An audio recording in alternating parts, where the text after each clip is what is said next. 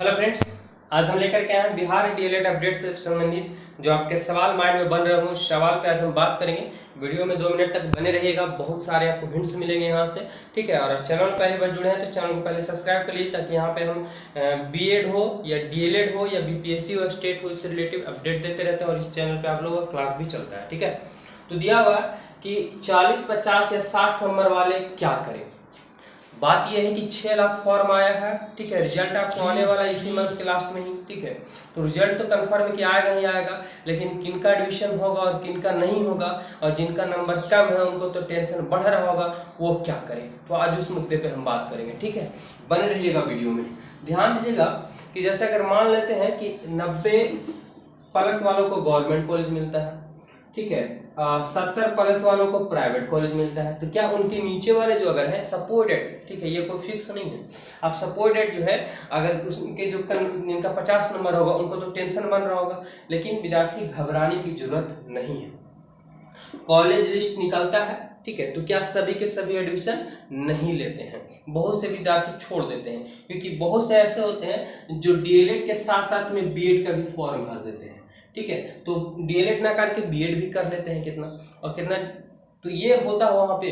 अब क्या है कि मेन मुद्दा ये है कि 40, 50 से 60 नंबर वाले क्या करें। ठीक है, उनका एडमिशन अगर नहीं हो पाता है तब वो क्या करें। तो देखिए, आपको भी पता होगा, ठीक है, कि अब जो डीएलएड कोर्स अंतिम सत्र चल रहा है जो 2 ईयर्स का हो रहा है, इसका वैलिड अनलिमिटेड है। ठीक है, अगर एडमिशन नहीं हो पाता है तो डीएलएड 4 साल का अगली बार से करना होगा, तो बड़ा परेशानी है। तब क्या करेंगे, तब ये करना होगा आपको कि डीएलएड ना करके आप बीएड कर लेंगे। ठीक है, बीएड कर लेंगे।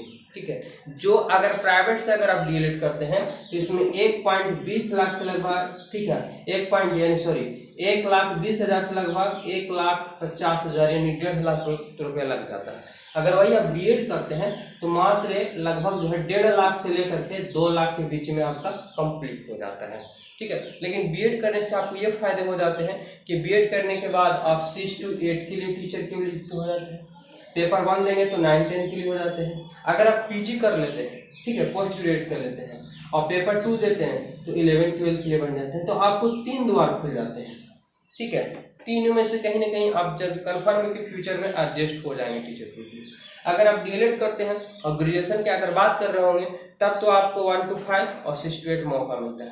अगर 12th नहीं कर रहे होंगे तो सिर्फ और सिर्फ प्राइमरी ईयर 1 to 5 के लिए मौका मिलता है। तो बीएड से इतना फायदा है और डीएलएड से कम फायदे हैं। तो आप सोच सकते हैं अपनी क्षमता के अनुसार, अगर आप पढ़ने में ज़्यादा टैलेंट है, आपके पास डिग्री है, ग्रेजुएशन क्लियर हो गया तो बीएड करेंगे, ग्रेजुएशन क्लियर नहीं हुआ जल्द में आपको करना तो डीएलएड कर सकते हैं। और यहाँ पे बात यह है कि 40, 50 से 60 नंबर वाले क्या करें।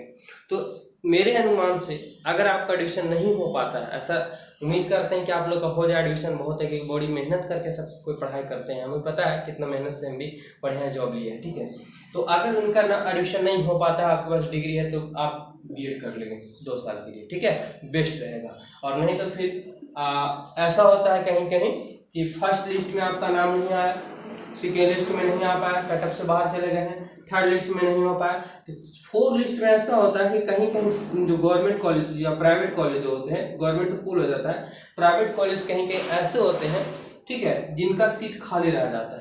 तो ऐसी स्थिति में स्पोर्ट एडमिशन के लिए भी मौका मिलता है। स्पोर्ट एडमिशन मतलब डायरेक्ट जा करके आप कॉलेज नहीं चुने थे फिर भी आप वहां जाकर के एडमिशन ले सकते हैं। तो 4th लिस्ट में इसका भी इंतजार आप लोग करेंगे, जिनका अगर करना होगा तो हर हाल में। ठीक है, स्पोर्ट एडमिशन के लिए भी आपको मौका मिलता है।